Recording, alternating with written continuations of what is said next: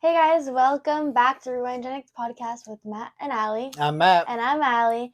And this week we're doing a movie from the 90s, I believe. Yeah. Starring Bruce Willis. Correct. And Milla. No? Yes? Yeah. Jovovich. And Gary Oldman. Who's that? The pastor? The priest? The bad guy. Oh, the bad guy. Yeah. It was directed by Luc Besson, a French director, and it is, of course, The Fifth Element. So this is a movie. I actually saw this in the theaters when it came out. I want to say 97. Let me double check that. It is 97, correct, yeah. And so it's always one of my favorite movies. I always had so much fun with this movie. I love the style of it. I love the look of it. I love the story, the acting, the writing, everything. It's cool. It's cool. I like the futuristic kind of thing. I definitely think it's a cool element to it. Mm-hmm. But yeah, I mean, okay, so we'll start with our grades. Sure. I guess. Okay. Do you want to go first, or do you care? Do you want to show the trailer first? Sure. Okay, we'll show you the trailer really quick.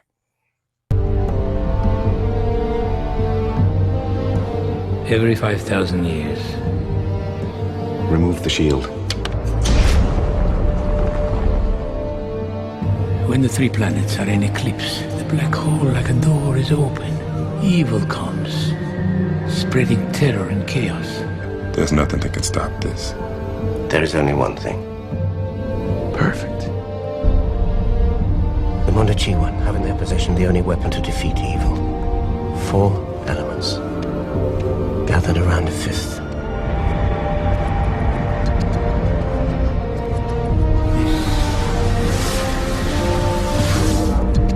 They're here.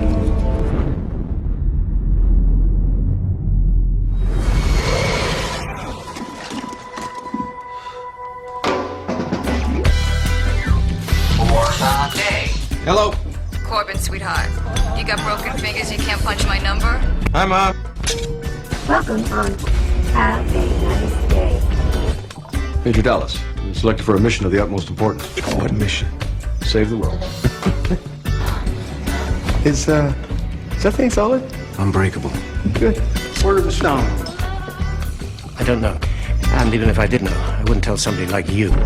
There's nowhere else to go.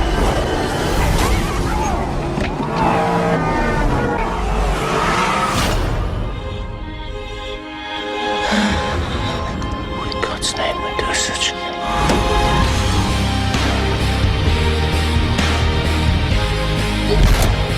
Hang on.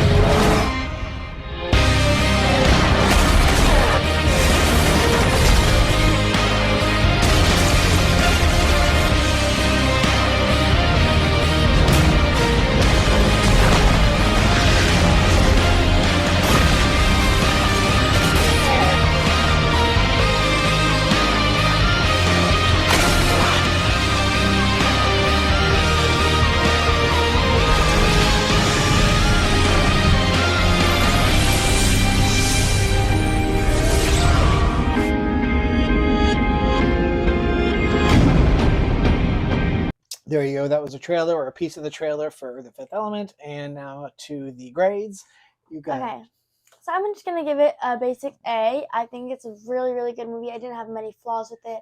I think the acting and writing itself, the storyline was so good. And I just love the way it was done. I think it was such a good movie. I really didn't have any complaints. I love like I said, the story, the acting, very good. I'm right there with you. Straight A. Not an A plus. No. It's not a perfect movie, It's but not a masterpiece. not a masterpiece, but an A. it's close. Yeah. It's a really fun movie, and I agree with everything you said. The writing, the acting, the look, the fun you have with it. It's got just enough comedy, but not too much to make it like a comedy. Goofy, yeah. Goofy. I mean, it's a little goofy just in its look, but that's what I like about it. Yeah. And I also want to highlight, we didn't even talk about this before, usually we do, but I 1,000% had an MVP for this movie. Oh, yeah. Okay. I don't even know the actor's name because I'm not sure if I've seen him in anything else, but they play Ruby. Oh, yeah. And that was definitely my MVP. I think that was probably the funniest character. He's absolutely my MVP as well. We are 100% in agreement, and it is actually a pretty famous actor. Is it really? Yeah, but not when he made this. He was not famous. He had only done a couple of things before this, but it is Chris Tucker. This is one of two movies that were his absolute breakout roles. The other one being Friday, a famous movie. It takes place in Compton, and it's a comedy, but it stars him and Ice Cube, and he's incredible in that as well. So between Friday and this movie, he definitely was a breakout star. And then he wound up really peaking in the early 2000s with the Rush Hour trilogy with Jackie Chan. Okay. And he was banking with those movies, especially parts 2 and 3. I think he was getting $20 million a picture. Wow. Yeah.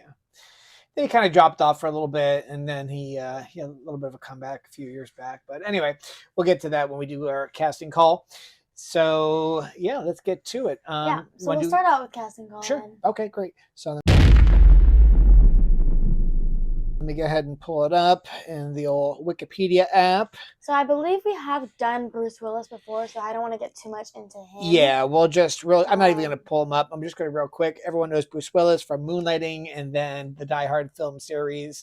He's done a slew of movies. He was absolutely the biggest movie star for quite some time, especially through the 90s, late 80s, early in the 90s. He was the biggest action movie star, biggest movie star, period. He was huge. Yeah, rightly so. He's a great actor. From Pulp Fiction to Hudson Hawk to this. To I forgot he was in Pulp Fiction. The fifth. Sixth Element, Sixth Sense, sorry, Unbreakable, both M. Night Shyamalan movies. He's amazing. He's just so great. And unfortunately, he now is not acting anymore because. I thought you were going to say he passed. No, he has. I know he has he has aphasia. He can't really talk anymore, but it's some form of dementia he currently has. But so he's struggling, and it's very sad because he is, very, very talented. Gary Oldman is billed next because he was the biggest star. He really kind of did this movie as a favor to Luc Besson, and because Luc Besson had done some favors for him. I think he helped back and finance one of his independent films, and he was in another Luc Besson movie called The Professional, also called Leon. In Europe, it was called Leon. Here, it was called The Professional. We'll get to that movie a little bit later. It's just some trivia that's not in the regular IMDb trivia, but that I happen to know because it's a little more risque trivia. It's a little controversial, a little... All right, spit it out. All right, you want to just hear it now? Okay. So Luc Besson, he is known for liking younger women. And The Professional, it stars Natalie Portman when she's like 13 years old, and she doesn't have a romance with the main character. I forget the actor who plays him, but he's a hitman.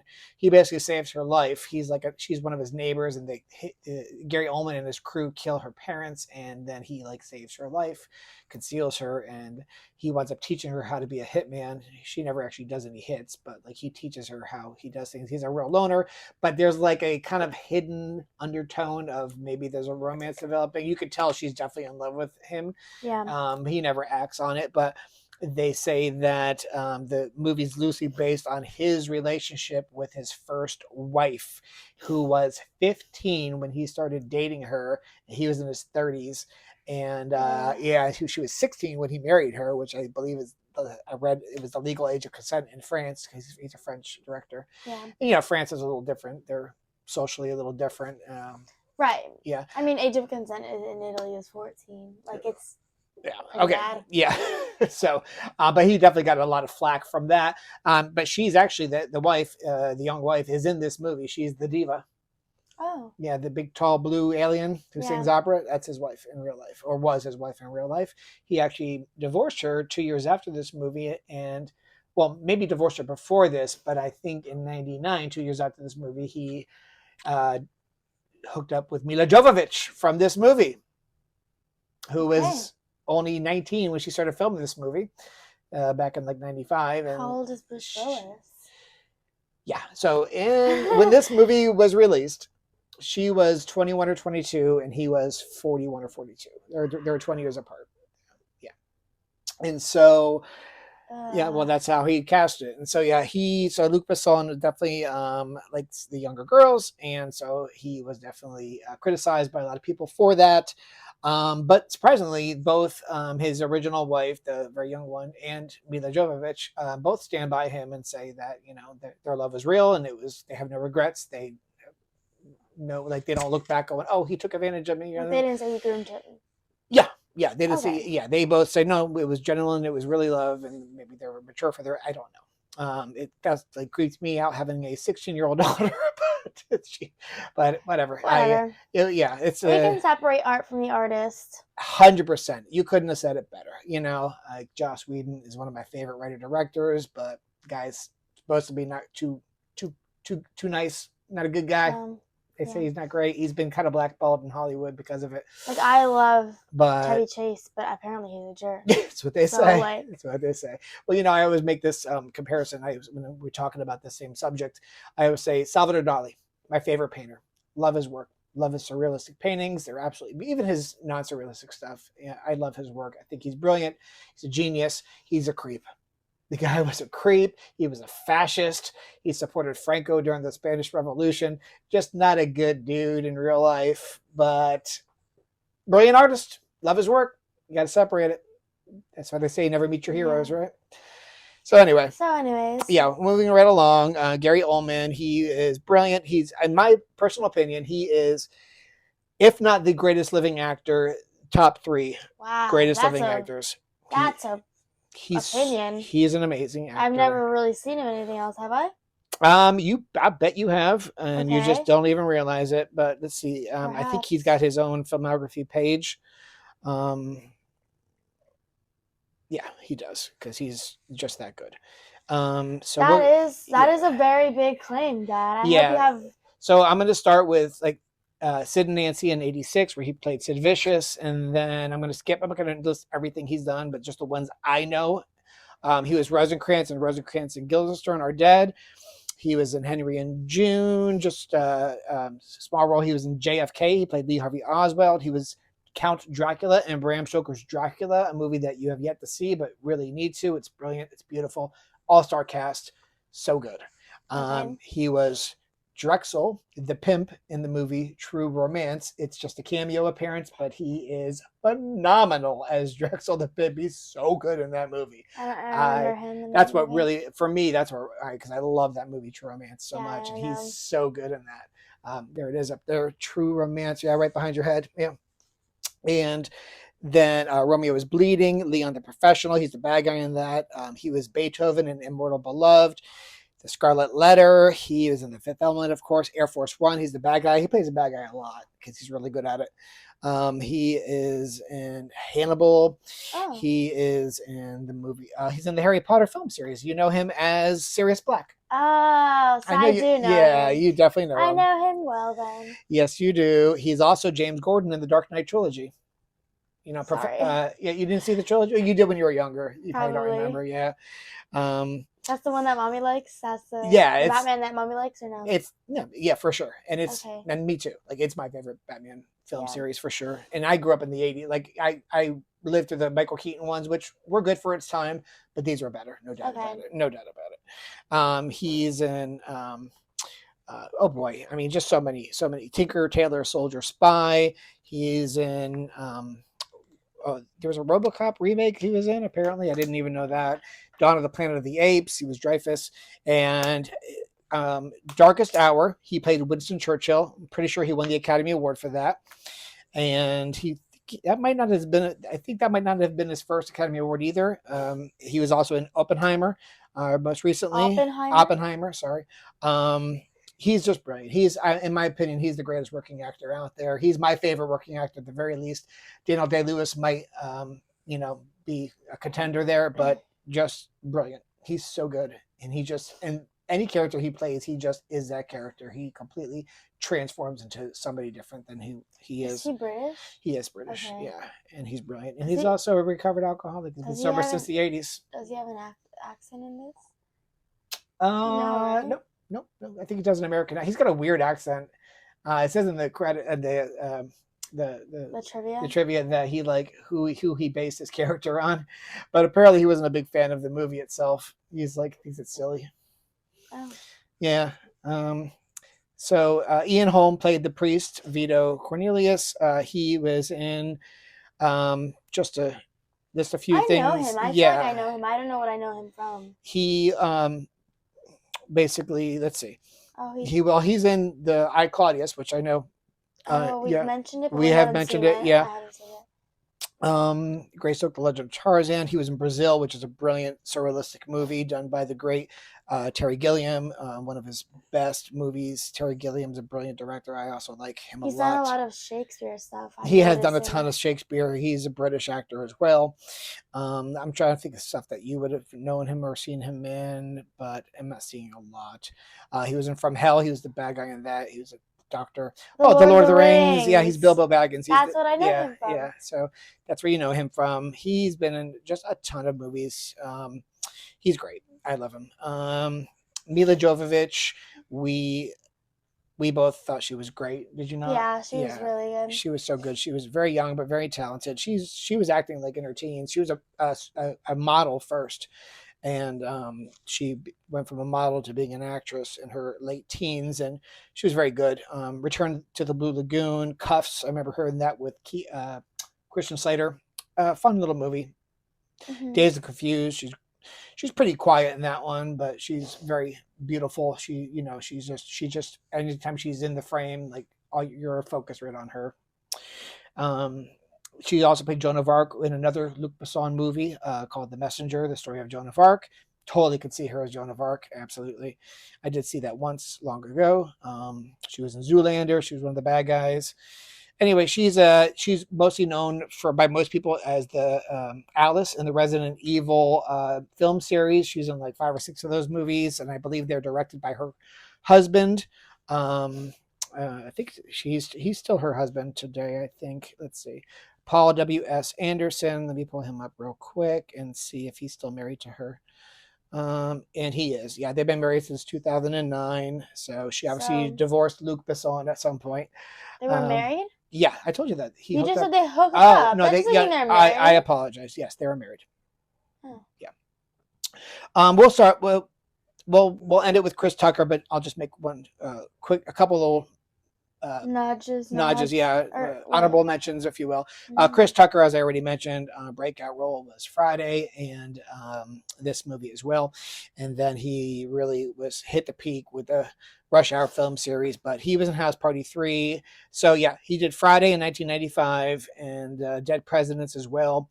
And he was in The Fifth Element, like I said, in 97. Money Talks, another funny movie he did with Charlie Sheen. And he had a small role in Jackie Brown as well. In 97 was a big year for him. And then 98 was Rush Hour, 2001 Rush Hour 2, 2007 Rush Hour 3. Then he took a 5-year hiatus. And then he did Silver Linings Playbook in 2012. He's really good in that. Just a supporting role. Very good. Then that's it. He did Bill Lynn's Long Halftime Walk. Never heard of it. In 2016, and that's it. And then Air he did recently in 2023. He was decent in that, but small role. He's super rich after the Rush Hour movie, so he's just kind of just doing his thing. Yeah, he doesn't need to work. A couple honorable mentions. Luke Perry, he gets pretty big billing in this for a very, very small role in the very beginning, but he was a pretty big star at the time, famous for Beverly Hills 90210. And he very sadly died in 2019, right after his almost like a comeback in the movie Once Upon a Time in Hollywood. He's got a nice little part in that. And then boom, he died, which was just so sad and so tragic. Mm-hmm. He died of a ischemic stroke, but very, very sad. The other honorable mention I want to give was to Tommy Tiny Lister Jr., who was another actor who deceased just recently in 2020. He, just being my age, if you're a Gen Xer, you know him, of course, from playing Zeus in the WWF movie with what's WWF?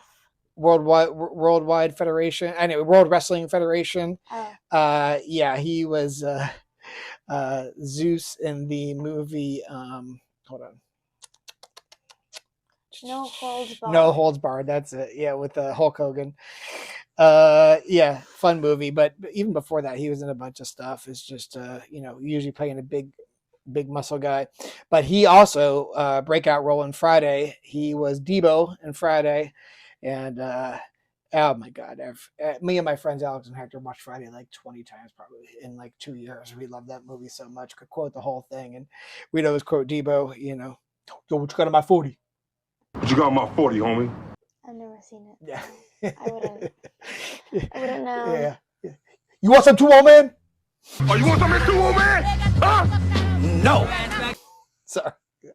Sorry. Indulge me. Sorry. Hopefully somebody gets it. Yeah. Anyway, he was also in The Thin Line Between Love and Hate. He was in, where is it at? Jackie Brown as Winston, and then the Batman trilogy. He was in the second one, The Dark Knight. He was a small role, but definitely a memorable one. But he's then been in a slew of movies. He's in a ton of stuff, and everyone my age knows who he is. Just looking at him, be like, oh yeah, it's Zeus or Debo. Okay. Yeah, very memorable roles. But he's the president in this one. He's the president of the Earth, the world. Yeah. So, and he does a pretty good job. Yeah. Okay, so now to get into the actual story. Word. Just bear with me if I have a trouble reading this. Yeah, our printer's like the alignment's off a little, so it's printing kind of funny. So we'll indulge you. Well, thank you. In 1914, aliens known as Mondoshawians meet their contact on Earth, a priest of secret order at an ancient Egyptian temple. They take the only weapon capable of defeating a great evil that appears every 5,000 years, promising to protect it and return it before the great evil's re-emergence. The weapon consists of the 4 classical elements, as 4 engraved stones, plus a sarcophagus containing a 5th element, which we don't know what it is. Why do you make that face? Shit. Do we? Or do we know what it is? In the 23rd century, which would be 2000.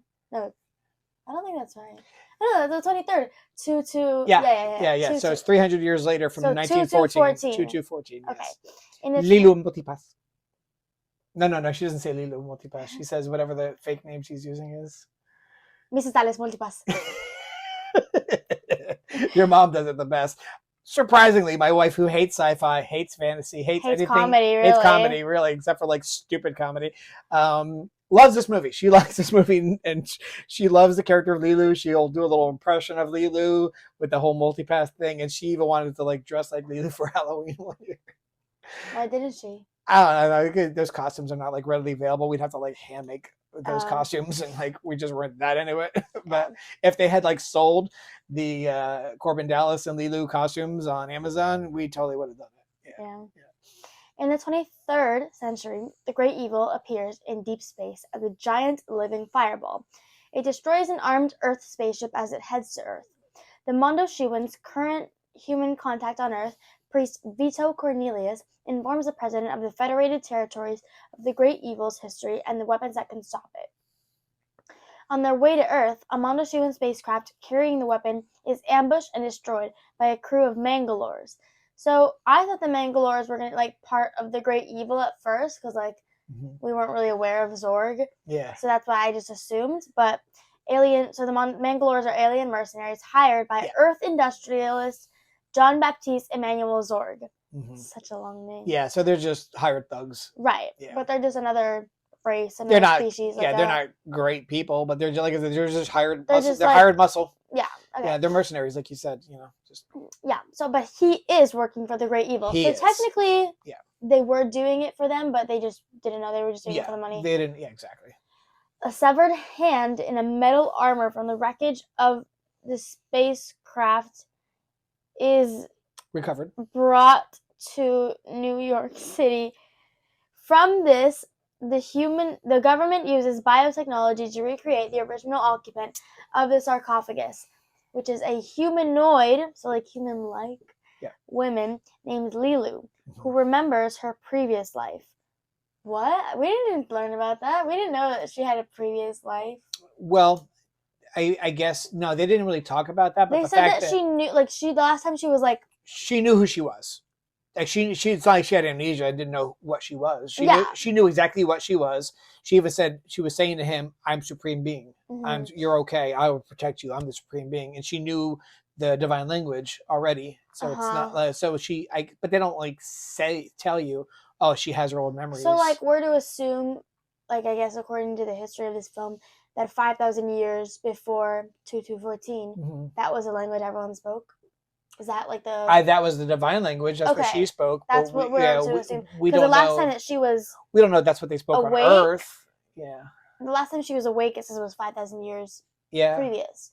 So, I guess we're to assume that like 3000 BC. Yeah. That was like what they spoke. That's like around like early Bible times. That's like So perchance when all humans Moses and stuff.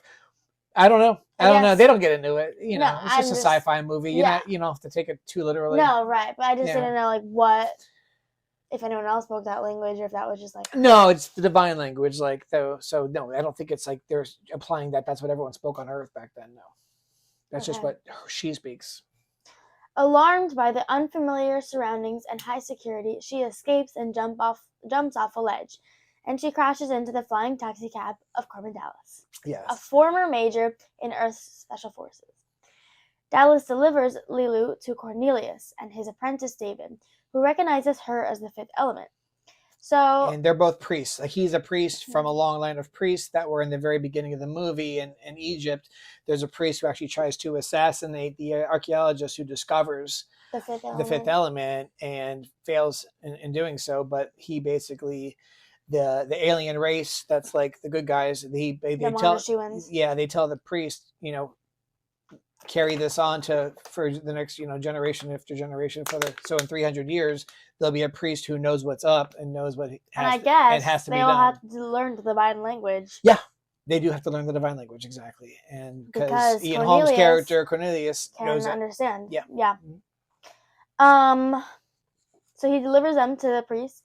As Leeloo recuperates, she tells Cornelius that the stones were not on board the Montezuma's ship. Yeah. I guess they kind of predicted that something might happen. And it's kind of like you have, the most important cargo ever.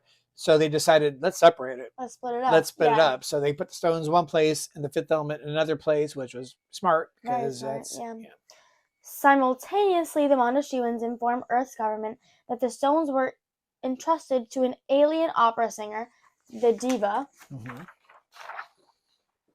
Plava Laguna. Yes. Okay.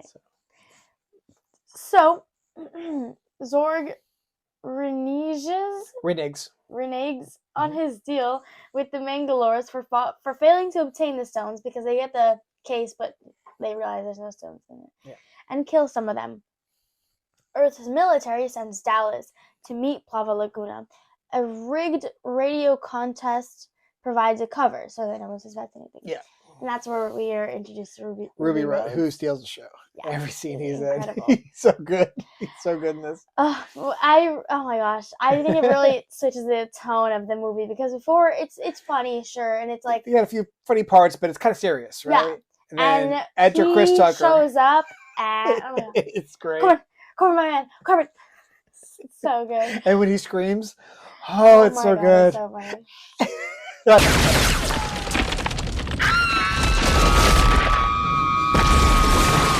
I'm not going to do it. But no, it's so funny.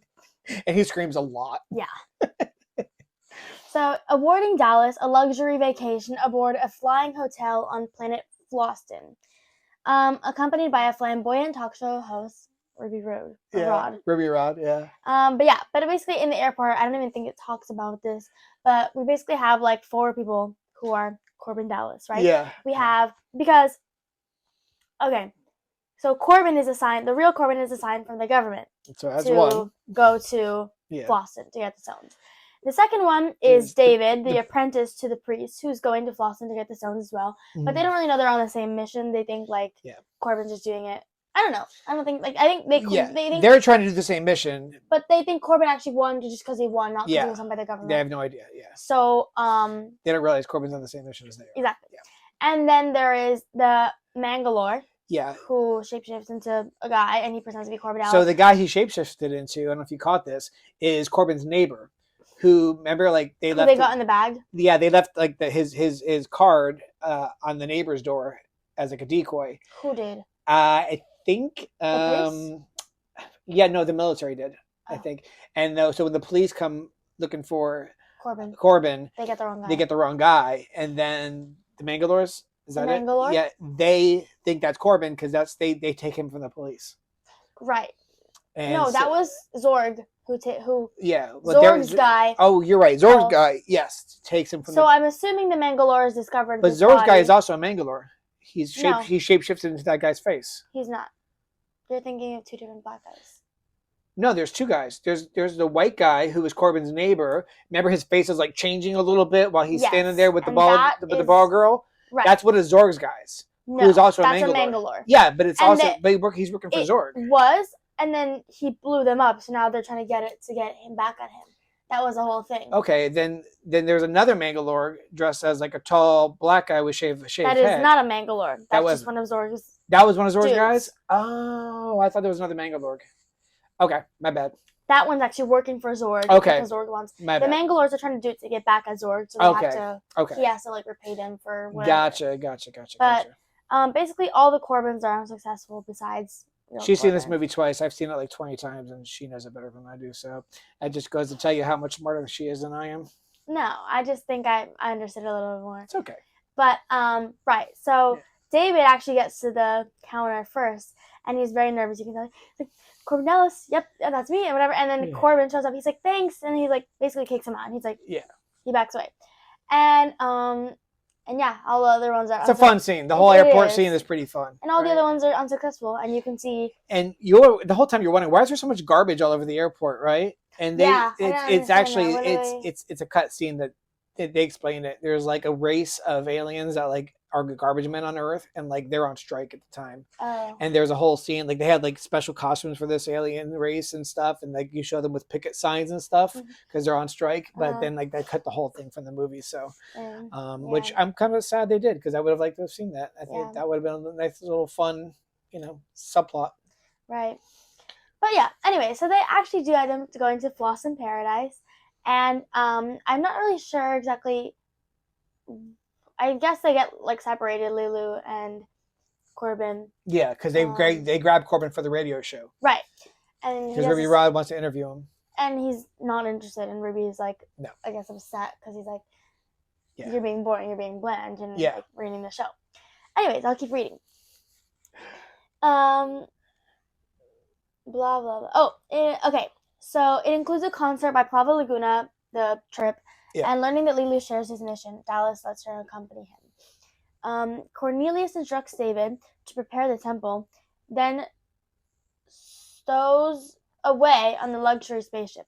So he does go also to Floss in Paradise. Yeah. The Mangalore crew, pursuing the stones for themselves, also illegally board the ship. Which I don't really remember that. No, yes I do, because they end up... Okay. Yeah. During the concert, the Mangalores attack, and the Plava Laguna is killed. That's the diva. Yeah. Throughout that, obviously Corbin being like a special agent or whatever, he obviously tries to like save her or whatever, and in that she tells him like where the stones are because she knows he's on the mission. Yeah. And she says the stones are within me. Yeah. And he's like, the stones are within me. And he's like, okay. And then he extracts the stones from her body. Yeah.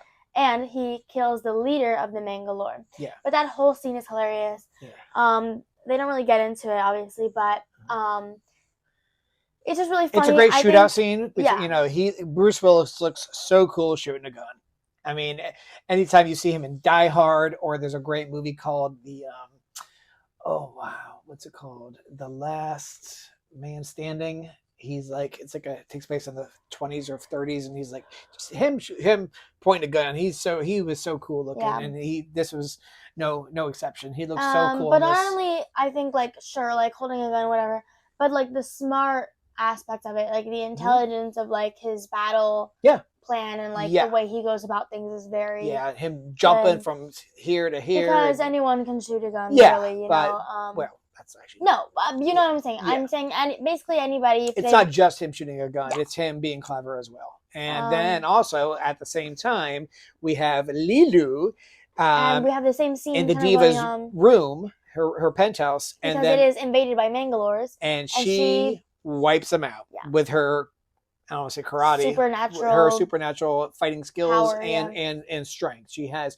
she's not just a regular human. She has like the DNA supreme of being. she's a supreme being. So she's got great strength, great fighting skills. Yeah. And I remember we were talking about in one of the podcasts how I always think it's like so silly when you see one little girl beating up 20 guys. But in this, it's because you know she's a supreme being and not just some trained assassin. It's very believable and it's fun because you're like, oh, she's a supreme being. She's kicking all their butts. Cool, you know?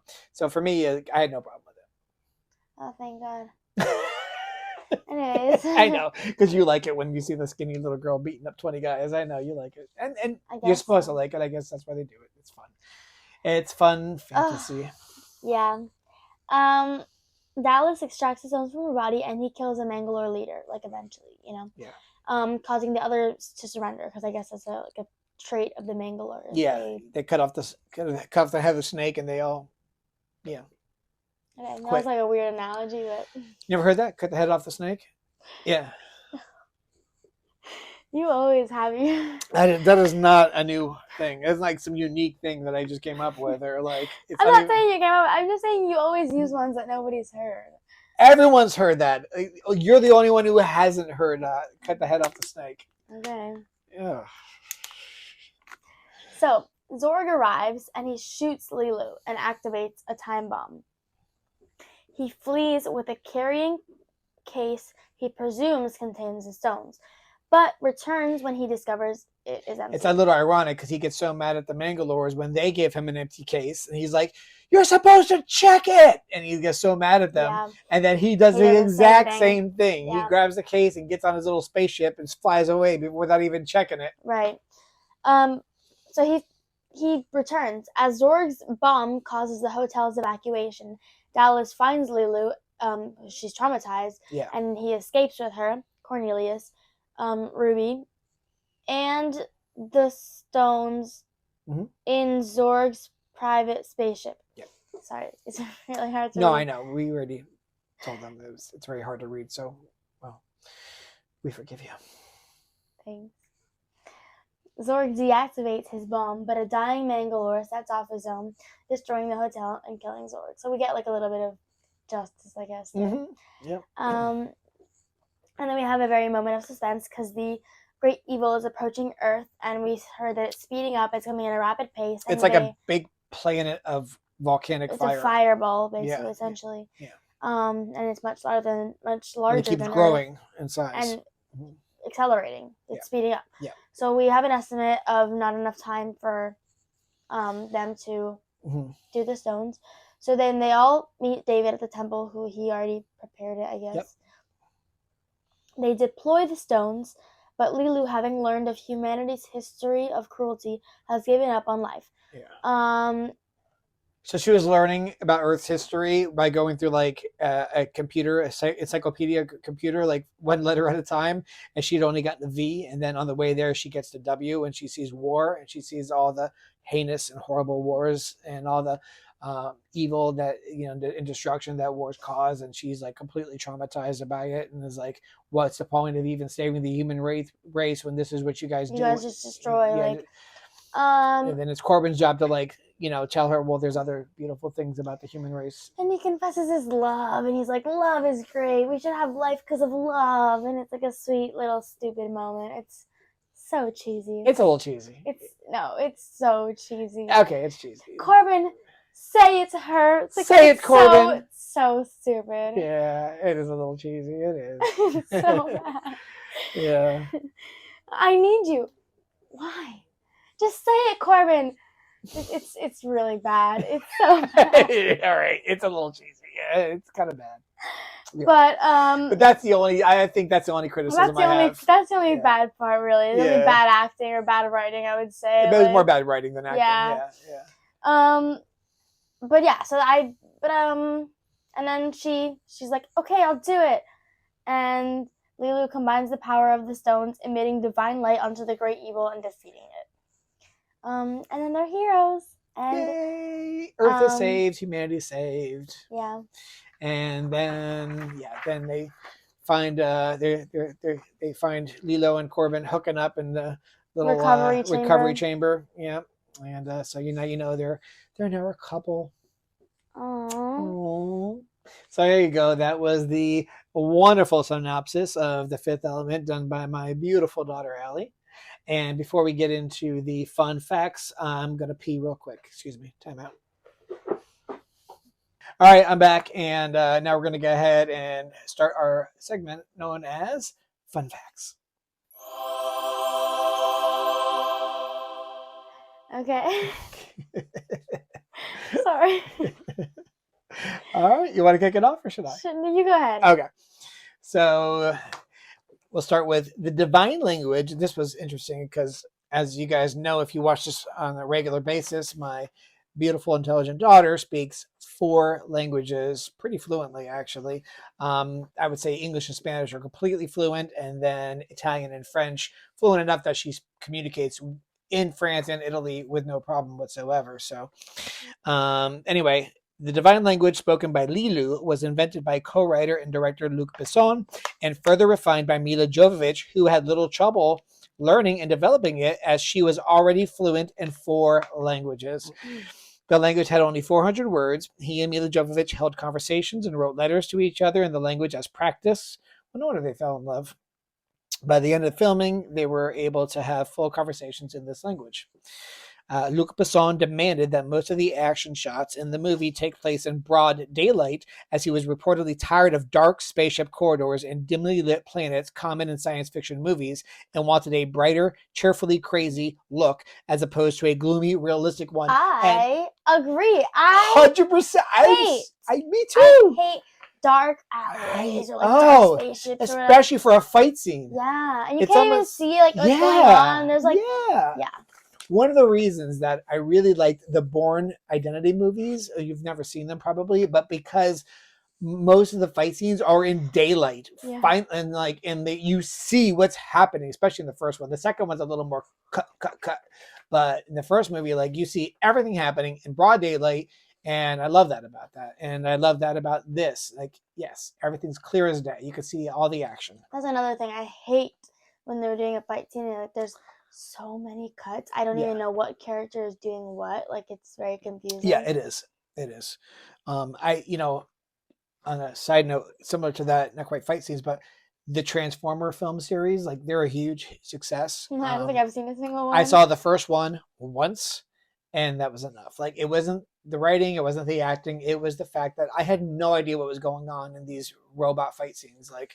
It's so convoluted. I'm like, what's going on? And I'm like, this is terrible. I couldn't keep up. And that was the first and last one I ever saw. Anyway, when composer Eric Serra showed soprano Inva Milla, who dubs the voice of the diva, the sheet music for the diva dance, she reportedly smiled and relayed to him that some of the notes written were not humanly possible to achieve because the human voice cannot change notes that fast. Hence, she performed the notes in isolation, one by one, as opposed to consecutively singing them all together, and they digitized the notes to fit the music. There are a few moments when you can hear the differences in the vocal tones of the diva's voice. I thought you would have appreciated that, being a singer and somebody who knows how to read music and all that. You still know how to read music, don't you? You don't know. I think I could pick it up again if I tried. Oh, really? I mean, I know you stopped playing guitar, but no, I could definitely do it. I just haven't done it in a long time, 7 years. Since you read music? Yeah. Wow. Because I stopped taking lessons when I was 11, and I stopped reading music. So that's 5 years. But I stopped reading music when I was 9. Oh, really? Because I would only use chords. Oh. Sometimes I would use tab, but that's not reading music. That's just looking at numbers. Okay. Yeah. I don't have a musical bone in my body, so I wouldn't know any of it. Okay. Luc Besson wrote the early screenplay during his high school year of 1975. He had conceived the story of this movie and invented its entire universe ever since he was a child, just so bringing his imagination into depiction can be an escapism away from his lonely childhood. He began writing the original script when he was only 16, though it was not released in theaters until he turned 38. So that's interesting. Mhm. At the time, it was the most expensive movie ever produced outside of Hollywood. Most expensive production in Gaumont history, and at 80 million USD, the visual effects budget of the movie was the highest of its time. So that was only 80 million was only the visual effects budget. No, that's the budget of the whole movie. You sure? Pretty sure. Okay. Yeah, this is 80. That's still for that time. That's a lot of money for a movie. I mean, there were others probably a little bit more, but that was still That's an awful. No, movie yeah, poster. the budget was 90 million. I said, yeah, that's at 80 million. This is 90 million, but Okay. yeah, this is not a great poster. There was a really That cool is an poster. awful movie poster. I know, but there's actually a really cool one. It's like almost like a drawing that I came across, and I was like, that's the poster they should have went with, and maybe they used it over in Europe or something. But yeah, this one, not even that one. That one's not that great. This one, look at that one. That's a cool one, right? That's better. I Yeah. don't like floating head Yeah. posters. Like I don't that I'll try to is. flash that up on the We'll edited. show it. Yeah, Well, we don't know if it's copyright or not. We don't know. Like, who we'll do made our it. best. We'll try to flash it on the screen real quick. But yeah, I think like movie posters recently have gotten like better, but like like a lot of movies used to just like revert to like floating head posters, and you know what that is like. Yeah, Yeah. We'll show both. We'll show both. But like especially like Marvel for a while it was like all floating heads. It's like the only thing they would do. Was it? Yeah, like all the Avengers like posters. Yeah. It was just like. Oh, I heads. see what you're saying. Yeah. Yeah. Okay, where are we at? Here, I guess. You can do another if you want. Luc Besson wrote the story in high school and made the hero a taxi driver because his own father worked a second job as a taxi driver. He did this to support Luc going to art school. Luc has a taxi driver in almost all of his movies to honor his father. That's nice. I like that. That's So nice. when filming began, the production decided to dye Milla Jovovich's hair from its natural brown color to the character's signature orange color. However, due to the fact that her hair had to be re-dyed regularly to maintain the bright color, Milla's hair quickly became too damaged and broken to withstand the dye. Eventually, a wig was created to match the color and the style of Leeloo's hair and was used the remainder of the production. One thing is, I hated her hair. It always looked raggedy. Yeah. That was, I don't know. I couldn't For a make- divine being, your hair is pretty rough, right? I don't know. I just don't think it had to be like that. Like, she learned how to use makeup. Like, you can't find a hairbrush. I didn't mind the color per se, but you're right. No, it looked but, like, it did at look least, raggedy. like, Yeah. Brush it. Yeah, or you're supposed like, to be the divine being. You don't have. I don't know, you, yeah. you should have nice hair. Yeah. So the wonder on Bruce Willis's face when the diva sings is real. That was the first time he had heard it and seen the actress in full makeup. I already mentioned this, that the diva was played by his wife at the time, May Ween. This movie was supposed to be a trilogy, much like the first 3 Star Wars films. Luc Besson had 3 scripts that he had to condense into one. In most shots of Gary Oldman, there is a circle around his head. In fact, a circle in the middle of the frame is a nearly constant motif in this movie. Bruce Willis, on the other hand, is more often framed in a rectangle or doorway behind him. Interesting. It's definitely a very stylized movie. There's no doubt about it. I like that element, though. I think you like associate characters that way. I think it's very no, smart. he's a real artist, Luc Besson, for sure. And he has there's like a name of the style that he uses in this. It's it's a French thing. A lot of French directors, or a few French directors, came up with this kind of style. And I'm trying to remember the name. It's escaping me at the moment. It's called Cinema du Luc. Cinema du Luc, which it means, or also La Revue de Cinema. Anyway. So like the rebirth of cinema. Yeah, it's like, it's just their own little style. Anyway. Yeah, but one thing I love is when like, I don't know really if it's like director's choice or like, like artistic. I don't know whose artistic choice it is, but I love when they associate certain colors with characters. I think that is so smart, especially when a color changes in a character. Like a character will start with like certain like reds, and by the end they're like in purple or something. I love like certain artistic choices that like don't really like matter that much, I guess, with the acting, but like when you watch it again, you're like, oh, like Yeah. I don't know, I like certain things like that. Kubrick did things like that. M. Night Shyamalan also, like in the movie The Sixth Sense, like every time there's a scene with like a ghost in it, even if you didn't know it was a ghost, there was like red in the scene. Yeah. Like in La La Land, there's a lot of like color elements. There's a lot of contrasting things, and as characters change, so do colors. Did you see that? Yes, I have. Yeah. A long time ago. Yeah. Very great style. I wasn't crazy for the movie, but I did like the style of the movie, for sure. Luc Besson said that casting Bruce Willis was the easiest part of the movie. I came to New York. He read the script. 2 hours later, he said he'd do it. Because it was a French film, Willis' salary was smaller than his usual Hollywood fee, but he made an agreement with Besson that he would be allowed a percentage of the profits if the film was a box office success, which it was internationally. In a 2017 interview, Besson revealed Mel Gibson was actually his first choice for Corbin Dallas. He said, we became friends, and every day for 3 months, he said he was thinking about it, but eventually he passed, and I could easily see him doing this movie too. He would have been just fine. Which one's Mel Gibson? You asked that once before. He was in the I don't like when you make me... Sorry, he's in the Lethal Weapon film series. He was the original Mad Max. He directed The Passion of the Christ, and he's Braveheart. He's the guy who plays Braveheart, and he directed that as well. Very famous movie actor and director. And if you look him up, I'm sure you'll probably recognize his face. I mean, he looks different now. Not really, but anyway. whatever. Well, anyway, yeah, he was definitely and easily could have played that role, no problem. So Gary Oldman is such a good friend of Luc Besson that he took the part of Zorg without bothering to read the script, purely as a favor to repay Besson for partly financing his directorial project, Nil by Mouth. He did the role while taking an 8-week break from that movie. Upon release in 1997, Ullman attended the Cannes Film Festival and did all the press junkets to help promote the movie out of loyalty to Besson. When they asked Ullman in a 2014 interview if he actually liked the movie, Ullman stated, "Oh no, I can't bear it." He had already explained in 2011, it was me singing for my supper because Luke had partly financed my film. So on the movie's cult success, he laughingly commented, "That's the wacky world we live in." So maybe you just have bad taste. It's okay. Yeah, but I mean, I guess he's such a actor's actor. I guess the part he plays is just a little silly for his taste. So I can understand if you're like, oh, I think the character is like not for me, but like to bash the movie is a little bit. Well, it's like, I mean, during the movie's, run, he wasn't bashing it. He was doing everything. I know, yeah, but I mean, I understand not liking a character you play. That's just like, but whatever. That's fine.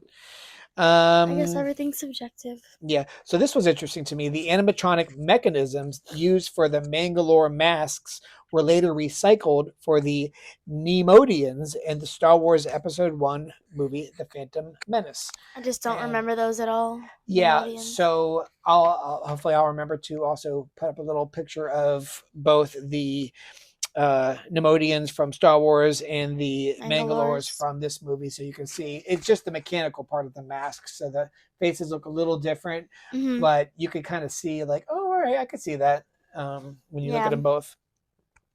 So anyway, according to the Ultimate Edition DVD, Prince and Michael Jackson were sources of inspiration for the part of Ruby Rhod, and both were even considered for the role, with Prince being the first choice, as he should be, because he was the more talented one, in my personal opinion. Okay. All right. He reportedly declined as he found the costumes too outlandish. Prince saying these costumes are too outlandish is pretty funny. Yeah. Because he was a wild guy. But luckily, Chris Tucker did get the part, and as we already mentioned, he's our MVP. And he was so good. He was so good in it. Yeah, he's great. And honestly, like, I love Prince and Michael Jackson, but I don't know how they are as actors, and I don't know if they would have done it justice. Exactly. Prince did a little bit of acting, and let's just say, stick to music, Prince. It wasn't great. Yeah. So. Okay, I understand that you think Prince is better, and personally, like, I like Prince's music and style, but like, who's getting a movie? You know what I'm saying? Like, he'll get a movie too eventually. Yeah, but I didn't say he was more popular. I just said he was better. He's definitely more talented. He was a musical genius. I think he definitely. It's more than opinion that he was more talented and that he was a musical genius. Whereas Michael was more of the performer. Oh, they're both great performers. I don't know. You're right. It's all subjective. It's opinions based. Yeah. Gary Oldman played Zorg as a cross between then presidential candidate Ross Perot and Bugs Bunny. And if you remember Ross Perot, you'll know that's a pretty funny fun fact. If you're old enough. Yeah, well, it's called GenX, right? Rewind GenX podcast for a reason. I'm sure we got quite a few Gen Xers watching. So it took a team of 80 workers 5 months to build the models used in this movie. In the sweeping shot of the spacecraft departing New York City for the Flossin Paradise, the Statue of Liberty is visible on the left on top of the raised platform high above the water level. Furthermore, upon closer inspection, New York is surrounded by mountains, and its famous bridges are suspended over deep canyons. So writer-director Luc Besson explained that the in-universe reason for this, in the fifth element, the Earth's ocean levels have dropped substantially because massive amounts of water were shipped off-world to terraform other planets. Okay. Cool. Yeah. Personally, if I were to make a movie about the future, I think I would claim that water, like we are more submerged in water, because I think like more and more places are going below sea level. But that's just my opinion. I'm going to keep my mouth shut on that one. Why? You don't agree? No, I don't. Yes? We're going like... I remember I even owned the movie An Inconvenient Truth done by Al Gore like in 2000. I had the DVD and everything. Like I was so on board with it. I voted for him. And like he was telling us that in 20 years, like Florida's coastline, like a mile in is going to be underwater. I didn't say that. I just said like in the future, I think we're going to be more below sea level. And then and the movie Waterworld was also based on that same premise that the whole Earth is going to be underwater. No, I'm not claiming that. I'm just saying. Yeah. It is lowering. It's not going down. I'm not denying that, like, too much carbon is emitted into the atmosphere. Okay, we're not going to go into global warming. No, but I'm just saying, like, the Earth changes on its own without humans' help. Like, it's gone, like, frozen over. It's if anything, it's gonna freeze over again before the whole polar caps are all gonna melt. The Earth doesn't need our help to make the radical changes that it's made on its own over the millennia. So, I like this. Luc Besson wanted to show that the future is not dark and dangerous. It's very funny. Yeah, I like that too, and that's why the movie's one of the reasons I like this movie so much. It's not gloomy. It's not a like gloomy look into the future. It's a little more positive.